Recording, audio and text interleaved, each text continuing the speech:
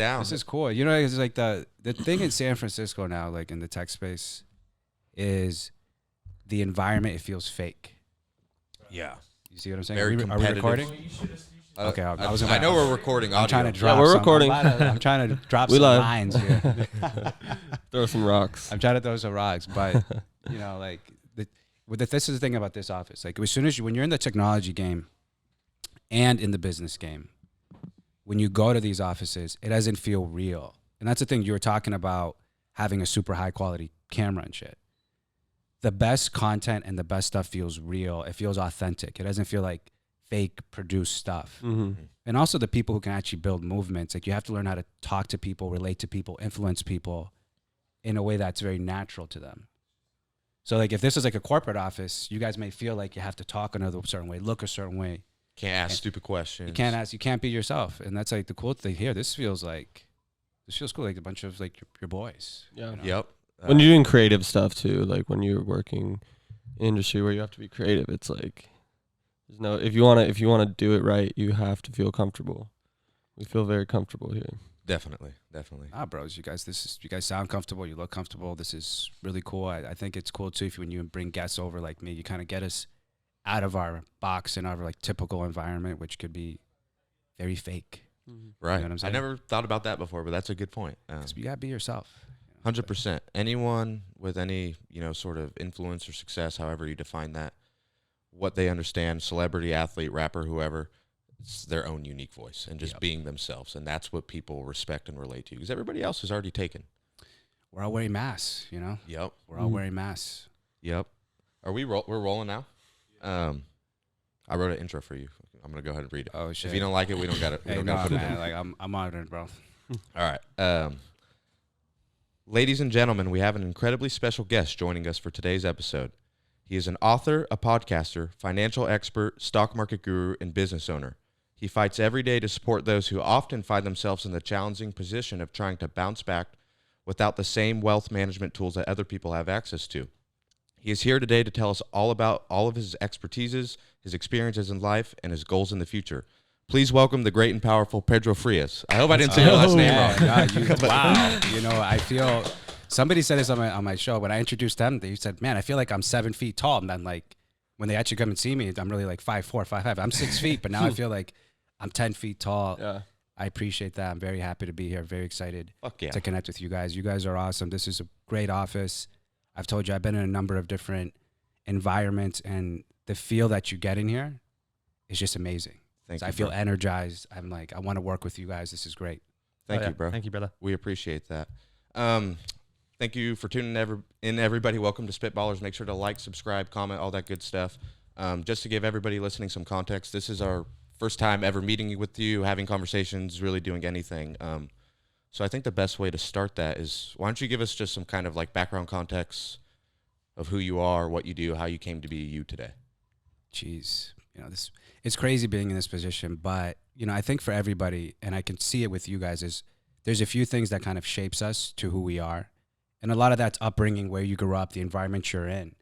And for me, I'm like from Boston, and there was 2 key moments for me that shaped me to kind of go and be aggressive and be where I am today. One of them was I was like the worst student ever. I got kicked out of like 4 different colleges, and I was trying C and D student all the way through. And like I actually got to the point where I was like, shit, maybe I'm just like not smart in that way, right? Second was I lost my uncle and my mentor, and he was the one that kind of put self-confidence into me and kind of showed me the game. Like he was a broker at Morgan Stanley and Merrill Lynch. He was like a real estate mogul from New York. We were talking about New York. So he was from Harlem, moved there from the Dominican, and I saw how he changed his life. And at the time, I was just a young bro in Boston in a town called Worcester. So I still have a little bit of my Boston accent. But I'm from a town called Worcester, and if you're from the Bay, it's like a Stockton. It's like a San Jose. It's like a mini Oakland, where it's not like, there's parts of Oakland that aren't bad, but it wasn't like the worst place, but it wasn't the best place. Right. So my parents moved there, and they moved there from Santo Domingo, the Dominican Republic. And for us, we had a typical upbringing. But I was crazy. Like me and my boys, we were like the wild ones at school. We were like fighting. We were like selling drugs. We were like just doing the crazy shit. So with that, everybody was like, Pedro, like, you should consider doing something regular. You should consider going to the Army, going to the Air Force, all these different things. People were putting stuff in my head. And I decided I wasn't going to listen to any of that because I've always been hard-headed. And I learned that through one of the key moments for me, which was when I went to college. So the good thing about college, even though I got kicked out like 4 times and I was trying, right? And everybody's telling me, like, dude, like, go figure something else out. Why'd you get kicked out 4 times? I was a club promoter. So me and my best friend, we started a company and we were throwing parties for celebrities. So we were throwing parties for, it was actually in Jermaine Dupri's club. Oh, wow. This is way back. He didn't know it's like that, but we were there, right? This was MySpace days. Respect Old to school. MySpace. This is OGs type stuff. So this is MySpace, and we built huge following online, like seriously similar to now, like 50 to 60,000 followers. And what we would do is we would bring everybody from campus to the parties in Atlanta. It was in Tennessee. The college was in Tennessee, but the parties were in Atlanta. So I always tell the young cats, leave home. Because when you leave home, you can you can become a different person. Mm-hmm. And you can set a different identity, and you can like basically take all the crap people try to tell you about who you are, what you can do, what kind of jobs are for you. You can just throw it away and you can set the tone. And that's what I did. So when I went back to Boston after I got kicked out, I was a completely different person. So like I knew like school and like the regular systematic stuff may not be for me. I think fast. I don't want to sit in class for 2-3 hours a day. It's boring. You know? I could relate to that. I tried to go to college 3 different times, and just 5-6 days into like those 3-hour lectures and stuff, each different time trying 3 different topics, I just discovered it wasn't for me. Couldn't bear to sit through it, but I could pick up a book by, Grant Cardone or Gary Vee or whoever and, mow through that because I find it interesting and learn and retain things better that way. So definitely I could relate to that. I think everybody here could relate to that. But I want to go back. You mentioned MySpace. Respect to the OG platforms that paved the way for social media, podcasting, things like that now. But you've been building brand, leveraging social media pretty much since the beginning then, if you were using MySpace as a platform to promote your clubs. How did you kind of catch on? Like, what was going through your brain then? How did you catch on to leveraging that? One way I have to give credit to my best friend. So my best friend brought up the idea, and he was like, hey, look, these tech platforms are coming. And I was like, oh, okay, cool. Like, I liked partying at the time. So like I didn't necessarily have the vision. I was like, okay, great. We're going to do this to go party and bring girls to the clubs and like bring people, and we're going to make money doing this. And then we both started building it together at the same time. And I would say that during the time, social media was so new and people didn't understand how to use it. We were different because we saw new creative ways to do it, which is very similar, which is very different than the school platforms, right?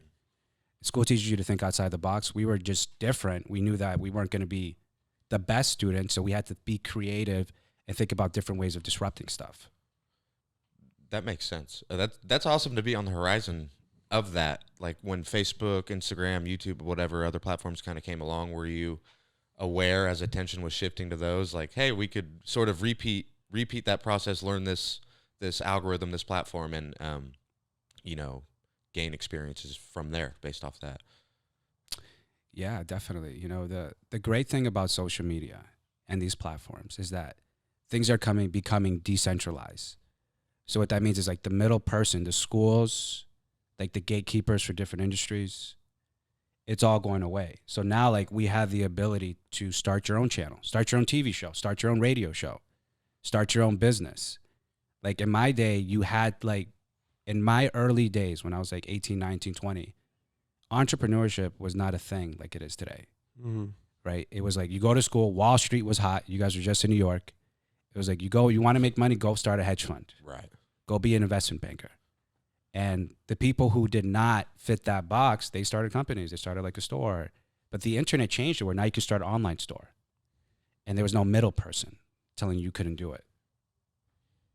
Definitely changed the whole game. Changed the game. How was it for you when you said you were promoting a club?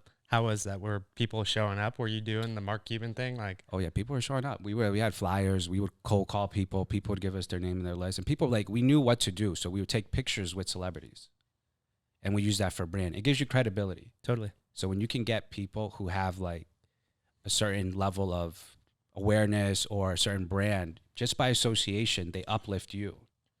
right? So like they're a celebrity, all of a sudden you become a celebrity. Yep. So I went back to Boston. People were like, oh, shoot, I saw you in a picture with, at the time it was like Usher. It was like Little John. They're like, They how think you were Drake. Well, you know, we ran it like, so old school Drake, we ran into him like a few times way back. This is when Atlanta D4L, I don't know if you guys know D4L is like, this is like snap dancing, Lil What's Jon, D4L? Crunk. Yeah, Laffy Taffy type. Yeah, I the remember big, Laffy Taffy. big white tees. This is Dipset. This is Rockefeller times. This is not today. So it's a completely different time. Right. You know? That makes sense. Sorry, I just had to throw it in there. No, I just appreciate ask. So just going back really quick to just the MySpace following, do you think you grew that following from word to mouth, or was it like an organic thing? And It was organic. It was by posting with celebrities. Today, the platforms, because of advertising dollars, try to limit your reach. When you get on them early, you can post a picture with somebody and 50 to 100,000 people will see it organically. That's YouTube Shorts and TikTok kind of right now. But even, that timeline runs out, huh? Because the money, Right. Big Right. businesses advertising, come in. businesses want that. Yeah. It's like you're competing for inventory. Yep. That's all it is. Pay to play. Pay to play, baby. Right on. So you're back after moving away. You come back to Boston, sort of reinvented yourself. What are you doing now after that? When I went back to Boston, this is where it comes back to my uncle. So when I went back, I came back and I was just different. Like people started to view me differently. And I viewed myself different too, because I was like, I'm not going to let people tell me my worth. I'm not going to let the school system tell me my worth. Even though it would have been easy, because like I was such a bad student. I think quickly, I was skinny. I was a quiet guy. Even getting on a mic like this, there's no way I would have done that when I was like 20. You know what I'm saying? so going back to how you got kicked out, throwing the parties, was that just We had underage people drinking. Right. And, you know, like we were skipped. I had all Fs. Like, so, Yeah. I mean, It was an easy decision. they would just pull me in the office. They were like, What were you studying in I school? was studying, I started with accounting. Okay. So you were still in your head was in the finance. It was in the finance. I didn't know. I think it's hard to know because I'm a blue collar cat. You know what I'm saying? So like, I would see the people who had those jobs and I was like, I'm not like them, but I guess, you know, like, let me try accounting. Get here, they make good money. Right. See, that's like one of the reasons that school sometimes doesn't understand the big picture, because like you could see, I mean, what you were doing was working and something that was valuable, but you got kicked out for it. I mean, I guess, Because they try to put you in a system and mental slavery. And what I mean by that is the systems today are meant for us to produce a certain outcome. And the outcome is to get people into jobs, into debt. They don't teach you your self-worth. And if you think differently, they're going to put these limitations on you. Right. I couldn't agree more. They're just trying to get program and condition people to just be cogs in systems that take orders and don't ask questions to authority, because then you'll get in trouble and be outcasted by the crowd, right? They do that for 18 years. Not to say there's nothing good to be gained from school, right? Like education as a whole is the most important thing in the world, probably. learning to learn is a big part of it. Learning to learn, learning what to learn, learning what to unlearn, right? So you have to, like, now the cool thing with social media is if you're different, you make money, right? You have to get attention. That's why you beat the algorithms today. If you're different, you look different, you can get with celebrities on your page, you can build something authentic, you can beat the algorithms because people are going to be like, oh, shoot, they're going to engage with it. Yep. So being different is good, but we're taught that it's bad. Yeah, your own inner remarkability, like just going back to, having your own unique voice too. Like it kind of plays in with that factor, right? Of just Exactly. that's what people are going to pay attention to and what's going to make you stand out 100%. So what, moved back home after getting kicked out from school and everything. What was the scoop with your uncle? Sorry. My uncle he was a boss. I mean, he was a real estate syndicator. I don't know if you guys know what real estate syndications are. What's that? So it's basically, you don't need money to do it, but you raise money for multifamily investment properties. So like, let's just say it's a 16-unit apartment. That's like $1 million. You go to people that have money and they don't have the time to go and spend 8-9 hours a day, go walking a property. They're running companies or doing different stuff. So they'll pay you a fee to find the property. You get a percentage of the monthly rent, and you get a fee, like a finder's fee, which at times could vary. I have a lot of friends that do this. but he was doing that very successfully. And he was also like a broker, so he was selling stock, and he would take me on these meetings with him. And at the time, like, I'm coming from the club, and I would go to these meetings, and I'd be like, how does this motherfucker talk like that? Yeah, I was gonna I say don't know he if we can has to swear be. on this thing, but he was like, I was like, how does he talk like that? How does he move like that? How does he get that confidence? Because I was quiet. I was still like, you know, I was still 19, 20, 21. I wasn't sure about myself. I wasn't sure where I was going to go, but I heard him do that. And I was like, damn, if he can do it, I can do it. And then when I would go to New York, and at the time, the ballers were in New York, in finance in Boston, Chicago. Like, it was a different game. Everybody was trying to be bankers. And I would go to New York. They had all the swagger. They had the ladies. They had all that. So I was like, that's what I'm going to do. Like, I'm not going to sell myself short. So I cold emailed thousands and thousands of investment banks. I would cold call them. And this was like time of no LinkedIn. Or LinkedIn was very early. You couldn't just go find people's emails. I would literally pick up the phone and call them. And I would call them. I would call these like old school cats in New York or in Boston. And they were just like, bro, we're never going to accept you in this space. They're like, look at your GPA. It's like a 2 something. And they're just like, we have kids from Harvard, MIT, Stanford, all these different places. Like, there's no, you know where you're going to get in. And I didn't listen to them. I just kept going and going. I finally got something in Morgan Stanley in Boston, and was fortunate enough to partner with the portfolio manager of a head office in Merrill Lynch in Boston. We started a firm together, and it was there that I had a client who sold a technology company. We raised millions of dollars. We were managing millions of dollars in investments for them. At the time, I was licensed, trained to manage money professionally. And we brought somebody on who sold the company, and he looked at me. He was like, bro, you're on the wrong side of the table, man. Because it's a very corporate environment. It's very serious. You have to, like, you're wearing a mask. And he was like, bro, like, you're on the wrong side of the table. Like, you need to check out the tech stuff. I had an office in Beverly Hills, and I was going to San Diego at times. I went to San Diego for a meeting. And like I was telling you guys earlier, I went to San Diego, and this kind of ties back to how kind of things piece together. So I'll piece it together. Is when I went to San Diego, the vibe was just different in California. People were chill. No masks. And I remember getting off the plane, and I get off the plane for the first time in California, and I land in San Diego, and it was just like, chill. And everybody's like, hi. And I was like, damn, this is cool. I was like, I need to be on the West Coast. Nice change of pace. Change of pace. Then we drove from San Diego all the way up to Beverly Hills. And we were going through Laguna. We were driving the coast, and it was just beautiful. And I was like, damn, man, like, this is great. Coming from the East Coast, I was like, this is amazing. I've never seen anything like it. The ocean's different. The people are different. People are wearing, like, these old school suits. Then my friend lived, who actually I started the company with, he lived in San Francisco. He said, yo, come check out San Francisco. And I was like, all right, cool. Yeah, I'm going to go up there. So I go up to San Francisco.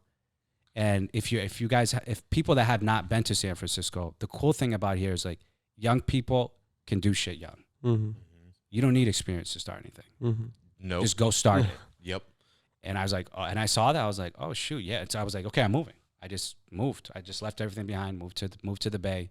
Been here 5-6 years. Started multiple companies. Worked at some of the top technology companies out here. Published books. I mentor entrepreneurs now for the Techstar funds. I have my own technology company that's being built right now. I have a business partner.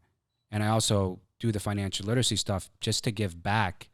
And because a piece of my story that I didn't share was that when I was trying to come up, when I got kicked out of these schools, I defaulted on $25,000 from student loans. Then I was sued by the U.S. government. So I thought it was done. Like, I defaulted on it. They took me to court. They put a lien. And I was just like, my life's over, pretty much, kind of thing. I was like, I'm going to stay in the hood with people for the rest of my life. Yeah, that mentally would probably defeat a lot of people. How did you bounce back from that? Yeah, how'd you deal with that stress?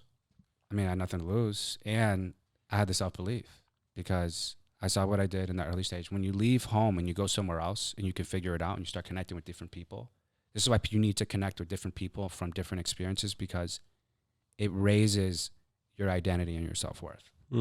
So I knew, I was like, so what? It's 20,000. People are making millions of dollars. What the fuck do I care? Perspective. It's nothing. It's pennies. It's nothing. So Yep. you're like, you have to tell yourself the right story, not the victim stuff. It's like, I'm gonna get it no matter what kind of stuff. Words are powerful. That's why it's called spelling. 100%. I want to I want to talk about your books, your businesses, all those things. But you said two things I want to go back to, and all that go back to. Number one being when you saw your uncle, who was this incredible communicator, and you were this 19, 20-year-old who, that seemed like it wasn't part of your identity yet, which you're an incredible communicator now, by the way. But I feel like maybe some people listening are in that stage where like they see people doing things and think, how does that person get to there? So how, like, did you ask him, like, can I start learning from you? Or how did you kind of make that leap to start learning from your uncle? He was great, and I appreciate you saying I'm a good communicator, because something I had to work at. But he took me under his wing. Like, he was cool. This is why you have to have the right kind of people around you that vibrate differently. Because if you're around sometimes the crew that you grew up with who thinks small, when you tell them you want to do something different and they know you from where you grew up, they're going to be like, yeah, whatever. Like, what are you talking about? My uncle saw me and he was like, damn, like, you're actually impressive. And he was the only person that told me that outside of my best friend. So he would take me on these meetings. He's like, man, like, I saw, and he was cool because I looked different. Like, I had braids at the time. I was crazy. And he's like, he saw that as a plus. He was like, damn. So I would say to younger people is surround yourself with the right crew. Find good mentors. People that don't vibrate at the same level as you need to cut them out. You need to be ruthless about it. And do it in a way where you're not necessarily looking down on people, but you're just putting that healthy distance so their energy doesn't rub off on you. You know what I'm saying? Like, this is the thing where I was talking about. When you surround yourself with people who have big vision, like my uncle had big vision. I was working, when I went back, I worked in a factory for a little bit. I was selling cell phones at Sprint. I was like, stop people in malls and be like, I was that guy. Hey, what's up? I got this phone to sell you, kind of stuff. And when my uncle saw that, and he just kept seeing me hustle, like I wasn't going away, then he took me under his wing. He was like, man, like, because he saw how hard it was. Like, he could have said the same thing. He's from the Dominican, didn't speak English. Harlem, in Boston, which is traditional. Right. You know what I'm saying? So a lot of resilient traits he saw, which, like, I think most successful, entrepreneurs, again, however you define that, they'll bet on the jockey over the horse all day long. Like, once they see those traits, they don't care if you're already, at a successful stage in your life, you're already driving the nice car, own the nice house. They'd rather just have someone who's hungry and willing to show up despite how bad things truly get. Totally. Especially in sales. Especially in sales. It's almost better to just get someone that's green but wants it rather than someone that feels entitled to whatever. It's like, that's the thing. Like, the biggest thing I've seen, and I'll tell you this, like, people should look at that, like, your upbringing and where you're from and being different as a gift. 100%. You know what I'm saying? Because the people that, and this is something I see in the Bay a lot, people are not used to adversity. 99% of people have just been coddled like their entire lives. Mm-hmm. So when you go to this hardship, you need to tell yourself, like, once you make it out of it, that should, like, raise you, or you're like, damn, I can actually do this. You know what I'm saying? Because things did not come easy. The worst shit to happen to you could be the best shit if that's how you decide to perceive it, right? And I speak, to people through that from personal experience all the time, to where the worst thing to ever happen to me when I was 15-year-old, my mom passed away from breast cancer, right? Other than that, I've had a pretty cush life. But, pretty terrible thing to happen to a family, especially at a young age like that. I think about her and miss her every single day. But I don't think about it negatively. I think through that, I learned to appreciate my people more, my dad, my parents, my brothers, everybody. Like, I'm not scared to tell them I love them and I appreciate their time here with them and communicate, exactly how I feel. And, my spiritual connection and, just is stronger and everything. And you learn to appreciate from those things if that's how you perceive it, and really use it as a superpower too. Now, I've endured that shitty thing happening before a lot of people. So when they go through it, I have a immediate connection point and ability to help them, which is a gift. So it's all about perception, and even just like you said, with having $25,000 owed to the government and having them sue you, right? Like, you could either let that melt you, or you could be like, that's pennies, and I'm going to become stronger from that process and be a savvier, scrappier, better entrepreneur, right? Which is what happened, for sure. So yeah, thanks. By the way, thanks for sharing that too. I know that's something that's super personal. I've experienced that, and that's the thing too that kind of changes things. Like, when you tell yourself the right stories, because my uncle died. Like he dropped dead at a very critical time too. So he just, he was doing a business with an NFL player, and they lived in this hot like mansion together in Connecticut. It was like a weird part. It's close to New York, and it's like a spooky vibes. It's like a different kind of place. But I would go to these meetings with him or whatever. And to make a long story short, one day he was working out in the gym, and we had somewhat of a falling out about money. So something else. And basically the last day I saw him, he tried to put his arm around me and be like, hey, what's up? Like, and I pushed him off me. I was like, hey, like, no, let's not do that. Like, let's just go. Because there was a meeting about money that I lent to one of the business partners. And he put his arm around me to like hug me, and he was like, and I was like, no, just get off. Like, we had our meeting, whatever. I got the money. Next day, I get a call from my mom that your uncle's dead. Oh. And I was just like, oh shoot. Like, it just changed everything. Yeah, it's a heavy thing to sleep on, right? And I'm sure you gradually, like, it wasn't like you were immediately like, oh, I'm good with how that went down, right? It's a gradual thing you learn, and it's not good every single day either. No, it's not good. It's not good at all, right? It took me months to get out of that because I got just depressed.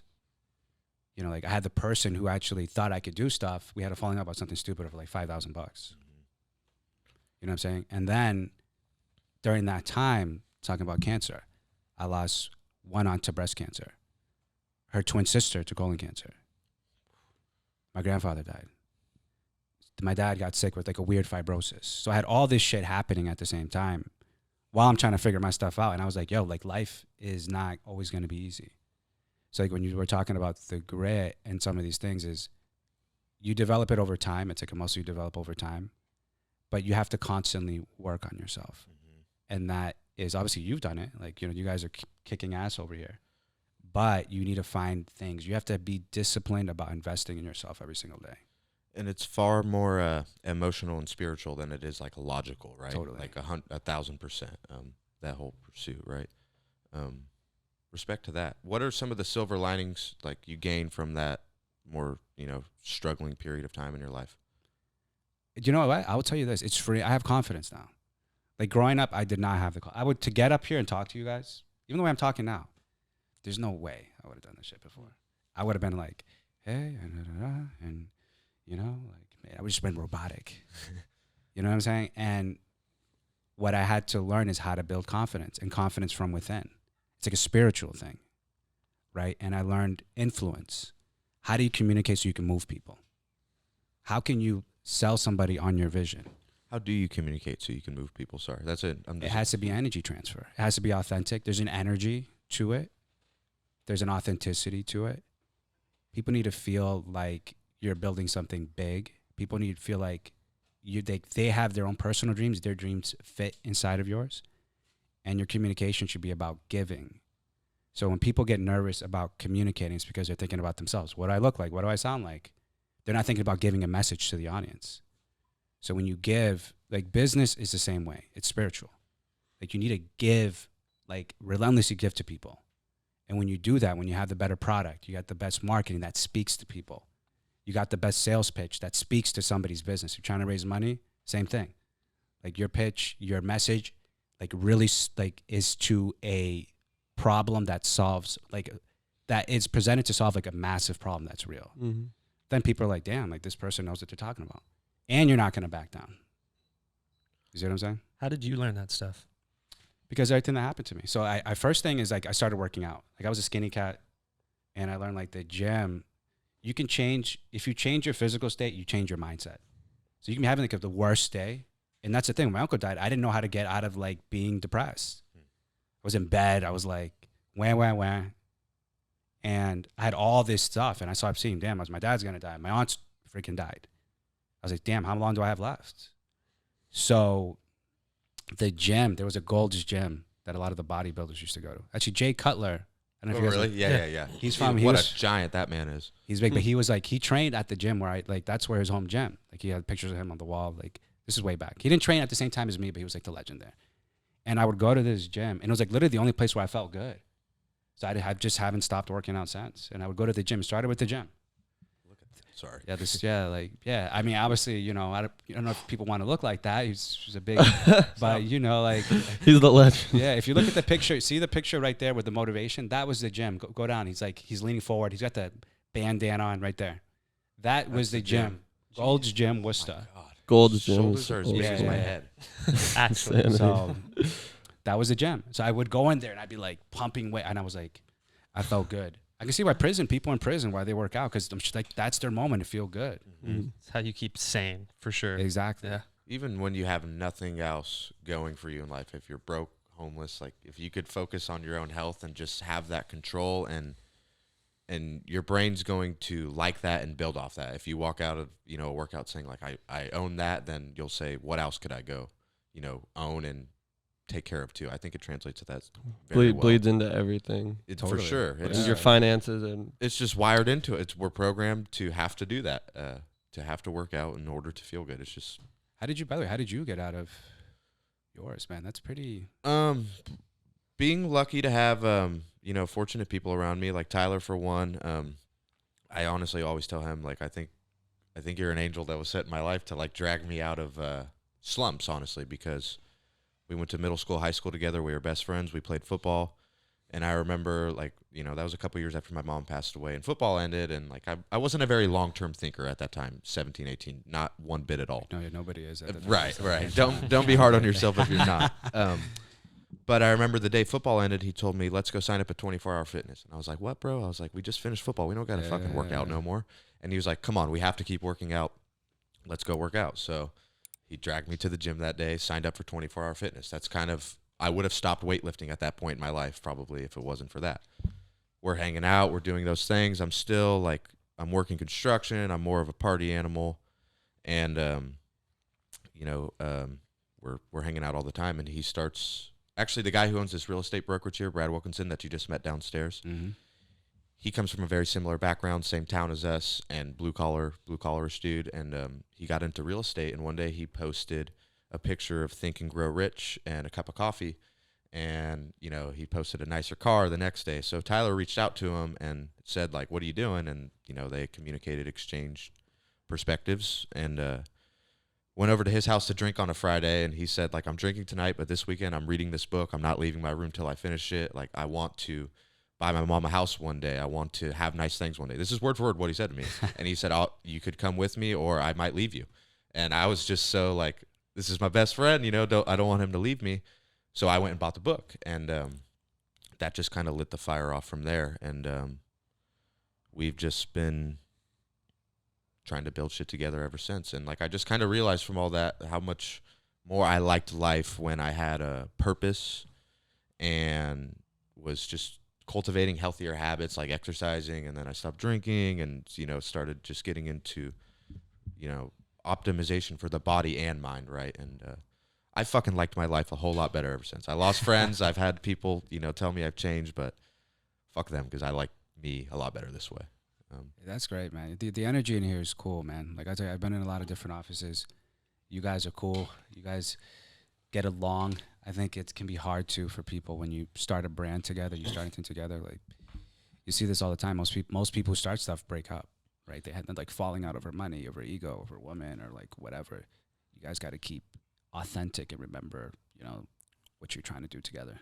You know, one thing too that's helped us with that is another thing he dragged me to, not to blab on about myself too, because I want to talk about your books and stuff in a second, but martial arts has been a great teacher for that as like a foundation before we ever got into business. We just learned to remove our ego, be okay with being students. Don't, you know, there's nothing special about any individual person. It's the technique, and just, you know, show up every day. Even when you suck, you just got to eat massive plates of shit until you don't suck. Get your ass beat. Oh, yeah. That's definitely been a help for sure in our philosophies and culture. But let's talk about your books, man. I know you've written 3. I want to talk about, before we talk about the money ones, the children's book, because I'm just very interested on why you decided to do that. Ooh, that's a good one.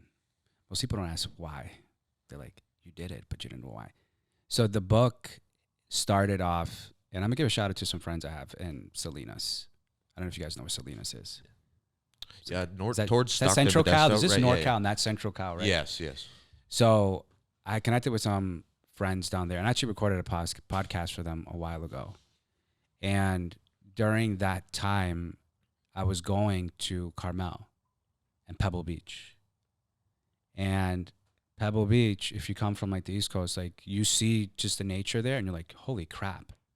One of the things that stood out to me about that whole area, and even the Bay, is that everything is so segregated. So I noticed, and I actually had this conversation yesterday with somebody who lives in Hayward, California, and she's never been to Carmel. She's never been to Tahoe. Damn. She's never, and I'm like, do you guys not travel? Like, it's like only an hour away. And to make a long story short, I was going there and I was seeing the types of people that go there, and it's literally everybody from other places, other cities, people like me, coming from Boston, coming from New York, coming from LA. It wasn't the actual people who live in the Bay, in the communities. So I had a vision to do a book, and I was like, look, we're going to do a book. We're going to call it Owning Change. We're going to talk about ownership, because who are the type of people who live in these cribs down here? It's people who own businesses, people who think outside the box. So I already wrote the other book, Broken, what college doesn't teach you about money, which is basically an overview of what you would get in like a firm in Wall Street, like the whole experience when you step in, you know, like what's your age, what's your income, how do you put together something at a macro level, at a higher level, how do you put together investment strategy at a higher level. And I try to break it down as basic as possible because it's complicated, but I feel like I had a community, so I wanted to reach the people with actual like real stuff, like not some like Instagram, like, hey, like this trade Forex kind of stuff. Like, this is what the pros are doing. This is what they're doing in New York. You know what I'm saying? This is what they're doing in downtown San Francisco. So with the book's a story on ownership. It's a book on a young girl named Claudia, Latina, who starts her own business and has the vision, has the dream, and then puts together her own business, and then finally moves from Salinas into the communities where they actually belong. Because they've been sold. All of us have been sold a story, and for a lot of people, they're sold a story. You need to stay in your neighborhood. You need to do this. You need to do that. And they never. I'm just surprised at how many people from here, they don't experience all the beautiful stuff here. The Mendocinos, like this area, this is nice, right? Mm-hmm. People in Oakland, there's people who live in Oakland who haven't been to Lake Merritt. And Lake Merritt's actually very nice. It's like, kind of. So it's about breaking down that barrier. So most of my work is around that. It's getting people from point A to point B in the key areas of their life. Out of comfort zones. Out of the comfort zone. That's so important, because number one killer is comfort. Such a powerful message. Thanks, man. How was it, like, from never writing a book before to chapter 1 to the last chapter? How was that process? Everybody asks, you know what it is? It's like you learn when you're a bad student, you have to be creative. Yeah, I feel that. So this is something that I have that a lot of people don't have. To my own horn, which I don't always do, is you figure it out. Yeah. I'm not going to sit there in the beginning and like overthink it, try to MBA it out, try to like analyze every little piece. To start off, I literally took my phone, just like I'm talking to you now, recorded it, transcribed it. There's a template for the beginning of the book. Boom. Did you have the whole thing planned out, or did you just? No, I thought about it. Yeah, I just restyled it out. Yeah. Thought about it. Took the transcription, edited it, fixed it, made it look good, right, for a book. Hired an artist, put it together, put it to a publishing company, and there's a book.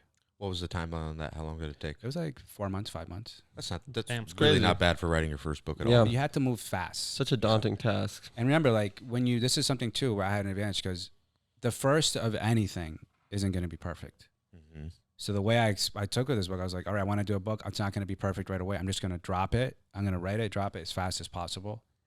I shared it to people, and I was like, does this seem good? And once I had enough people, 20, 30 people, like, yeah, I kind of like this. Then I said, screw it, I was just going to drop it. And that's the same thing with all my books. The new book, which I've pushed back, which is How to Play the Game Stock Market Survival Kit, which is literally like a step 1, step 2, step 3 of long-term investing, portfolio investing. The stuff they teach you like on your Series 7, or like for like the financial advisor people, the certified financial planner stuff, the long-term stuff. The reason why I pushed it out is because the economy is blowing up. You know, like the markets are down 25, 30%. COVID changed the game completely. Mm-hmm. So I'm actually waiting for this thing to actually end, because I feel like we're in like a point of history right now with the way the markets are going. And I want that history to be part of this new book. That's good. Does That's that make good. sense? Yeah, that makes total sense. Mhm. I don't I know like how that. Yeah, it is a very interesting time, like more than ever before financially, huh? And I'm no expert like you at it all, but just like seems like shit's hitting the fan constantly. Like GameStop stocks, or everything crashing, or NFTs. cryptos, NFTs. NFTs. Oh, It's yeah. just a lot going on right What now. are your thoughts on NFTs? I think it's great. I like the mission behind cryptos and NFTs, which is like, let's cut off the middle people, Mm-hmm. which I love. Do you think it'll stay like that, or will it get? It's tough to, I think that there will be use cases that will go mainstream. I just think they're figuring it out now. It's very early. So from an investment standpoint, I'd say people, if you have money you don't mind losing, just if you want to gamble, like I saw, like, what was this guy's name? Logan Paul. He had Mhm. NFT, went to zero. Yep, that's same You one know, of those. like $600,000. 600,000. A lot of people who are like, flipping the NFTs, like a lot of them got burned because there's other factors in play, like interest rates, which is killing the economy, all these other stuff that people aren't aware of that has to do with the prices of assets like stocks, housing, etc. And which you would put when you're talking about cryptos and stuff like that, they're put into the bucket of like highly volatile stuff. So if the market goes down 5%, that's going to go down 50%, right? Interest rates going up, which is what's happening now, means does that assets become more expensive, so the prices go down, right? When you can't there used to be that people used to be able to save money in the bank and get 2%, right? When the Federal Reserve kept it low for so long, they did it to stimulate the economy after 2008. So they kept zero rates, and they do that to encourage people to invest in the stock market, not save money in the bank, right? So invest. So everybody put their money in the stock market. That causes inflation because it's artificially low rates. So with that, cryptos are worth more. Technology companies are worth more. Stocks are worth more, but it's a bubble. And now we're seeing that as they kind of get rates where they should be, things are coming back. I don't know if I lost people with the finance talk, but that's kind of like an overview of what happened. So I think for a long story short is play the long game with it. Like crypto, those technologies, the smartest people in the world are working on crypto and NFTs. So there's something there. It's just tough to figure out from like an investment standpoint, what's going to win and what's going to lose. Mm-hmm. It's all being developed. It's all being developed. There's a kid listening to this potentially. He wants to be rich one day. He wants to make money, drive nice cars, different one for every day of the week. What's the number one piece of advice you'd give the young, ambitious kid? It's probably gonna be complicated. I would say one is confidence. So work on your confidence and your self-worth. So I think that's the biggest thing. If you can find a mentor, so you need to find people who are at the place you want to be that you can have a very intimate relationship with. And then, yeah, to me, those are the two main things. It's a confidence game. It's about mentorship. And then you have to constantly be in a state of building yourself up. So you have to work on yourself. You have to invest in yourself. So investing in yourself, like from your standpoint, as far as debt, like how much debt is too much debt if you're investing in yourself and you're starting from the bottom and you're trying to work your way up? I think that's a great question. I think it varies on the situation you're in. Like if you have a family with like 3 kids, if you're like, I was a dad with 3 kids, I couldn't take the risk. Like I wouldn't be all in on all my stuff because if I fail, then my kids aren't going to eat. You know what I'm saying? So I think you have to think about that. I would say that if you're young and starting off, swing for the fences. Like, who cares? I'm 34.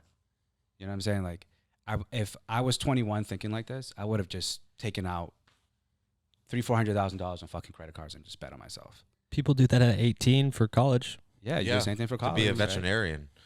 And next thing you know, you'll be 34, and like, so what? So if you failed, like, you already went by the hardest part, and it's cool when you bet on yourself. You feel better about yourself when you do that. So like, young people, I say go for it. Like, think big, think Love different. it. You know what I'm saying? 100%. What you guys are doing, this is cool.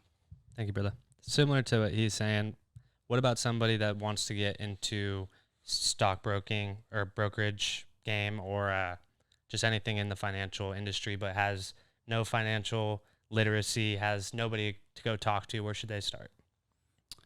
I think they should start with, I think if they're interested in getting in finance, I think you can find a lot of stuff on YouTube today.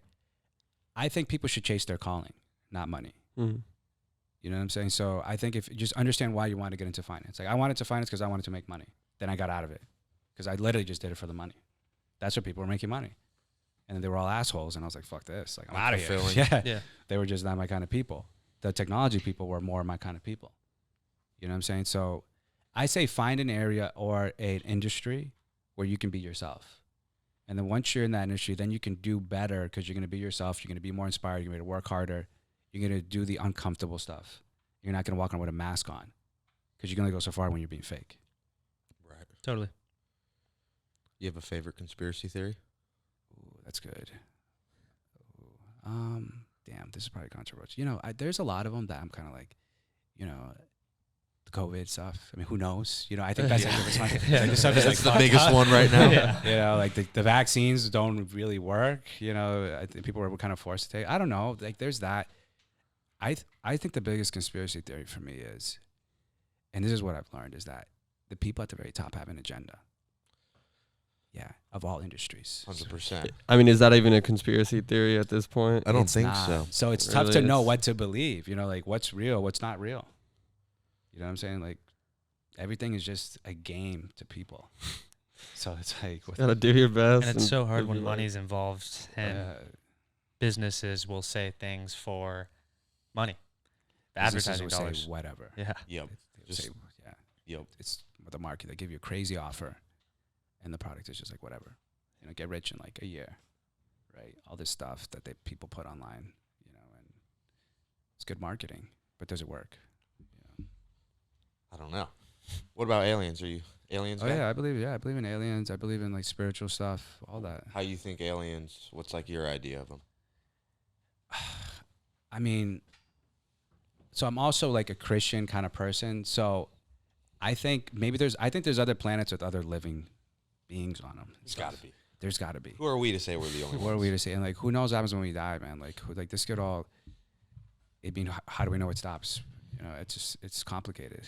But I definitely believe in it. Is it scarier if we are the only ones, or there is a bunch of just other fuckers running around on other planets? I think it's scarier If Yeah. we're the only ones? if we're the only ones. I think I so agree. too. I agree. That's I think so terrifying. too. Yeah. That's definitely terrifying. So Hell yeah. Anything else you want to dive into while we're on here and you have the space and everything? Any topics? no, you know, I appreciate you guys having me on. Yeah, this is cool. I love this area. I come up here a lot. See Angel over here. Forgot your name, but you're cool too. TJ. DJ. No, I appreciate you guys having me up here, and I love the brand you're building. I think that I probably 1 or 2 years from now, you guys are probably not gonna invite me on your show because you're gonna be so big. Never. Nah, bro. You guys Your, are your always welcome. grandfather Next did time. now. No. Now you're gonna be like, you're not gonna respond to me anymore. But I can definitely see you guys blowing that up. I'm excited for you guys. I think the main message for people is, you know, you need to invest in yourself. Number one. I think that can be in a number of different buckets, whether it's in knowledge, whether it's in your body, your mind. Like, you should be doing stuff that aligns with your soul. Like, you have to listen to yourself. Yeah. And you have to block out a lot of the bullshit that's in society and really hear what you want to do, and then be fearless about going into it and be relentless. I could not agree more. Yeah. This type of game you're giving us is like priceless. I mean, No, there's a lot of everyone is gold. priceless, and there's of course like what we're doing. There is days of, I mean, at least for me personally, that it's like, you know, it's scary, and just seeing someone that's gone through the same stuff is. You guys are Huge. killing it, man. You guys have, I don't just say this, but you guys have crazy. As soon as I walked in, what I tell you is like, this office is badass, man. And I've walked into you're 34. I've walked into a lot of offices. Thank you. You guys are badass. You guys are doing great stuff. You're taking risks. You know, it's cool, like the family vibe, how you guys are working together. You know, just keep doing it. Like, be aggressive. Don't take no. Keep being authentic and keep testing and putting stuff out there. Being okay with whatever happens, and just spread. Think about the audience, and that's what you guys are doing. So, yeah, I'm real happy for you guys. I'm excited for a few years now when you guys blow up. You know, you can invite me on your show. We're having you on in 2 years. Yeah. man. Definitely. Appreciate it. 100%. Definitely, bro. Where can people find you, buy your books, listen to your podcasts, plug yourself in there? Thanks. Yeah, you know, you can follow me on Instagram, Pedro M Frias. Pedro M Frias. Twitter, the same. You can find me online on my website, Buy my books on Amazon. I have a very interesting product coming out soon. I have like a business partner, so Are you allowed to talk about it or no? not yet. Cool. But it's gonna be bad. It's gonna be some big stuff. No worries, no worries. We're excited to hear about it later. But I'm excited, and I appreciate you guys having me on. And this is a cool show. Spitballers, man. This is cool. Thank I you, love man. this. Thank you, brother. We appreciate you too, bro. and yeah, it was a fucking great time. Thank you, bro. Thanks a lot, guys. Thank you guys for tuning in. Spitballers. Like, share, comment, subscribe.